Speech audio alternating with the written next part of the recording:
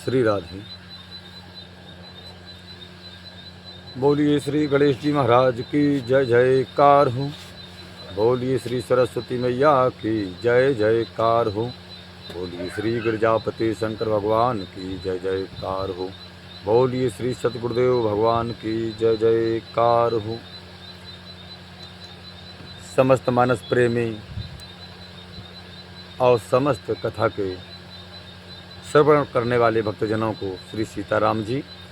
चलते हैं नित्य प्रतिदिन की तरह श्री खेरापा सरकार ग्राम वीरपुरा में चलने वाली एक प्रतिदिन की कथा है। चलते हैं। आज का चिंतन है सुख का खेत।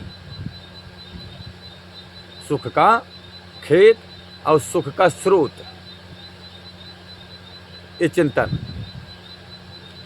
परम पूज्य सदगुरुदेव भगवान कहते हैं कि संसार में सब सुखी बनना चाहते हैं बेटा। संसार में प्रत्येक मनुष्य सुखी बनना चाहता है, यहाँ तक कि अपने सुख के लिए दूसरों से लड़ाई झगड़े और संघर्ष भी करते हैं। बोले अपने सुख के लिए एक दूसरे से लड़ाई करते हैं, झगड़े करते हैं, आपस में भाई भाई लड़ते हैं। गुरुदेव भगवान कहते हैं कभी कभी तो मनुष्य दूसरों को दुखी बनाकर भी स्वयं सुखी बनने का प्रयास करता है। बोले सामने वाले को हम दुखी बनाएंगे अपने हथकंडे में फंसा करके, जब हम सुखी हो पाएंगे। गुरुदेव भगवान कहते हैं पर यह बात वैसी ही है। बोले कैसी? बोले जैसे कोई मृग अपनी नाभि में रहने वाली कस्तूरी की सुगंध से आनंदित होकर के अत्यंत उसकी खोज करता फिरता है वन में इधर उधर। गुरुदेव भगवान कहते हैं पर सर्वत्र उसे निराशा ही मिलती है। बोले चारों तरफ फिरता है लेकिन निराशा ही यहाँ आती है।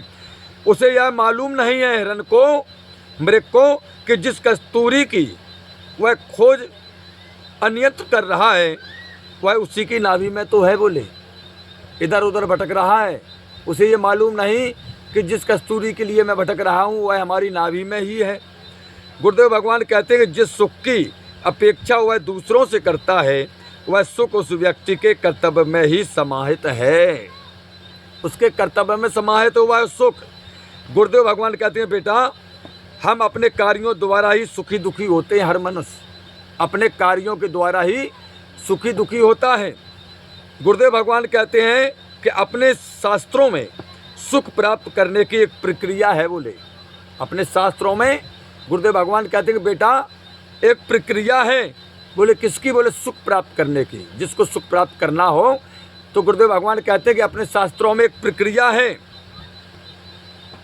जो बड़ी सरल है, पर इसे निरंतर स्मरण रखने की आवश्यकता है। बोले उस प्रक्रिया को निरंतर अपने जीवन भर स्मरण यानी याद रखने की जरूरत है। गुरुदेव भगवान कहते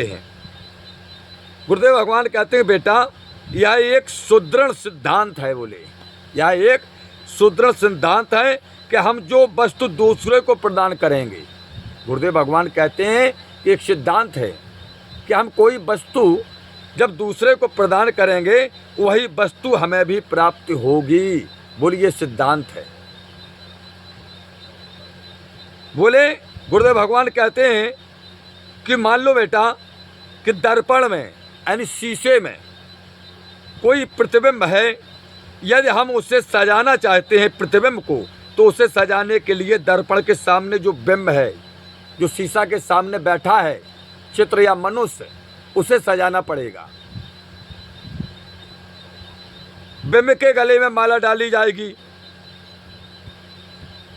जैसे ये कैमरा चल रहा है तो उसमें जो प्रतिबिंब दिखाई दे रहा है, अगर उसे सजाना है तो ये बिंब है सामने बैठने वाला, इसके गले में आप माला डालोगे तब उस प्रतिबिंब में माला डली आपको दिखाई देगी। तो गुरुदेव भगवान कहते हैं कि प्रतिबिंब के गले में स्वतः माला आ जाएगी और बिंब को यदि टीका लगाया जाएगा तो प्रतिबिंब को स्वतः टीका आ जाएगा। यदि कोई बिंब को बिना सजाए प्रतिबिंब को सजाना चाहे तो गुरुदेव भगवान कहते हैं बेटा यह कदापि संभव नहीं है। बोले कोई नहीं सजा पाएगा। अतः परमात्मा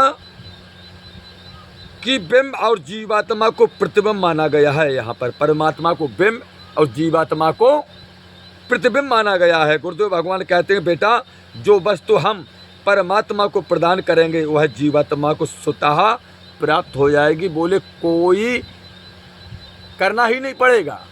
बोले जो हम परमात्मा को अर्पण करेंगे वही वस्तु जीवात्मा को स्वतः प्राप्त होती है। यह सिद्धांत है।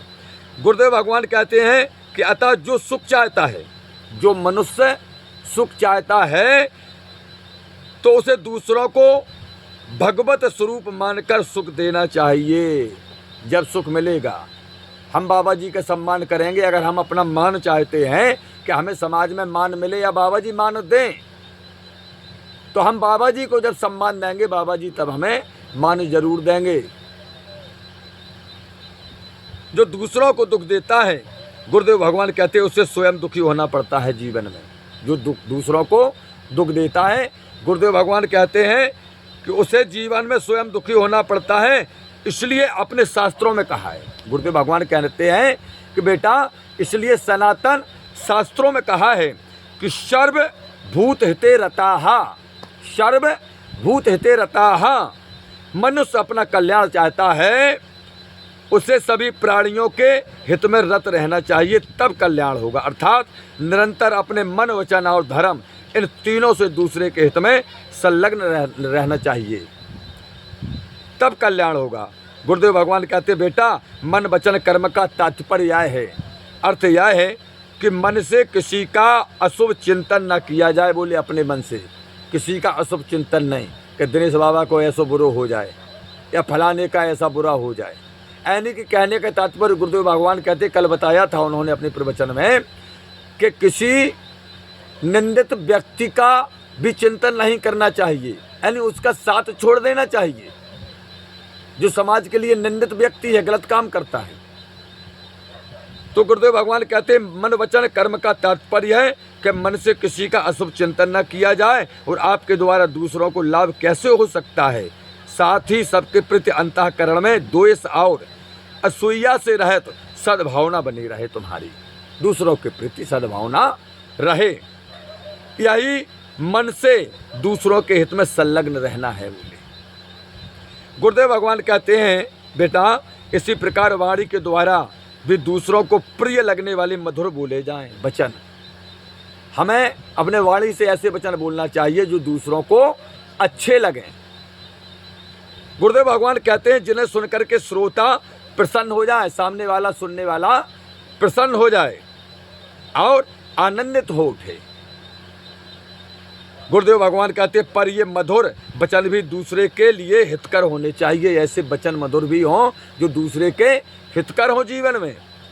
गुरुदेव भगवान कहते हैं बेटा किसी भी स्थिति में ऐसी वाणी का प्रयोग कदापि उचित नहीं है जिससे किसी का अहित हो जाए। ऐसी वाणी कभी मत बोलना जीवन में कि जिससे किसी का अहित हो जाए। गुरुदेव भगवान कहते हैं यही वचन द्वारा दूसरे के हित में संलग्न रहना है तुम्हें।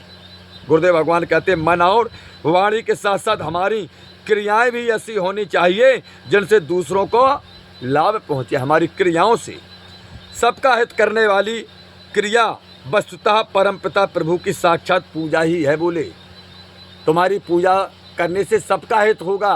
बोले यही एक क्रिया है, दूसरी कोई क्रिया नहीं है। बोले हम जो भी कुछ कार्य करते हैं उससे किसी की हानि तो नहीं होती है। यह बात सर्वदा ध्यान में रखनी चाहिए कि हम जिस काम को करते हैं उससे किसी को नुकसान तो नहीं होता या किसी को तकलीफ तो नहीं है। बोले इसका विशेष ध्यान देना चाहिए।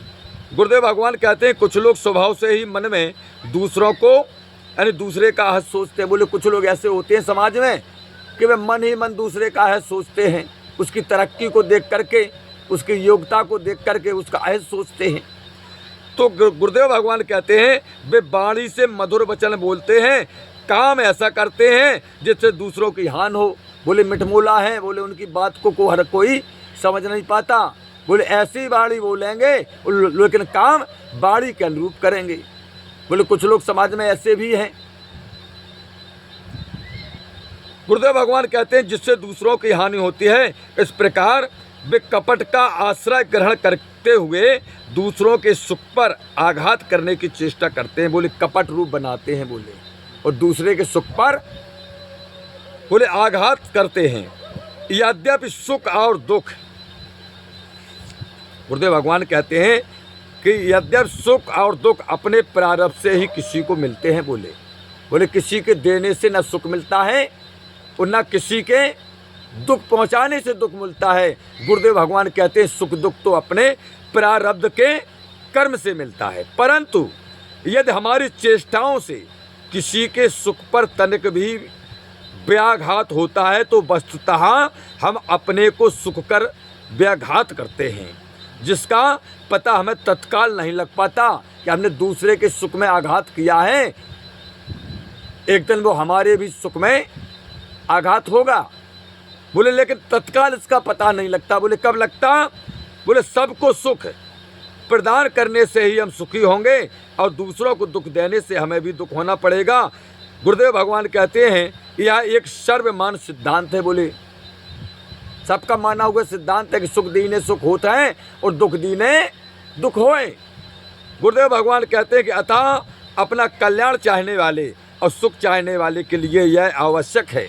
अगर अपना कल्याण चाहते हो, अपने जीवन में सुख चाहते हो, तो गुरुदेव भगवान कहते हैं कि कल्याण चाहने वाले और अपने जीवन में सुख चाहने वाले मनुष्यों को चाहिए कि वे इस सिद्धांत के हिसाब से जो बतलाया गया है गुरुदेवों के द्वारा, बोले सिद्धांत के हिसाब से मन वाणी और कर्म द्वारा अपने जीवन में व्यवहार रूप से उतारने का प्रयास करें। बोले खाली सुनने से काम नहीं होगा। बोले अपने जीवन में उतारने की कोशिश करें तब इसका लाभ मिलेगा। और बोले एक बार जब लाभ मिल जाएगा, चस्का लग जाएगा उसका, तो बोले फिर नहीं छोड़ा जाएगा उसे। गुरुदेव भगवान कहते हैं कि सर्वे भवन्तु सुखिनः सर्वे सन्तु निरामया सर्वे भद्राणि पश्यन्तु मां कश्चित् दुख गण भवेतु। सर्वे भवन्तु सुखिनः सर्वे सन्तु निरामया सर्वे भद्राणि पश्यन्तु मां कश्चित् सुख भागो पश्येतु। गुरुदेव भगवान कहते हैं कि संसार के सभी प्राणी सुखी हों। गुरुदेव भगवान कहते हैं कि संसार के सभी प्राणी सुखी हों, सभी निरामय हों, सभी कल्याण देखें, किसी भी रूप में कोई संसार में दुखी ना हो। वस्तुतः यही है सुख का खेत और सुख का स्रोत। यही सुख का खेत है, यही सुख का स्रोत है, जिसका कार्यान्वयन पूर्ण रूप से कल्याणकारी है। बोलिए गुरुदेव भगवान की जय हो। अब चलते हैं आज का चिंतन समापन।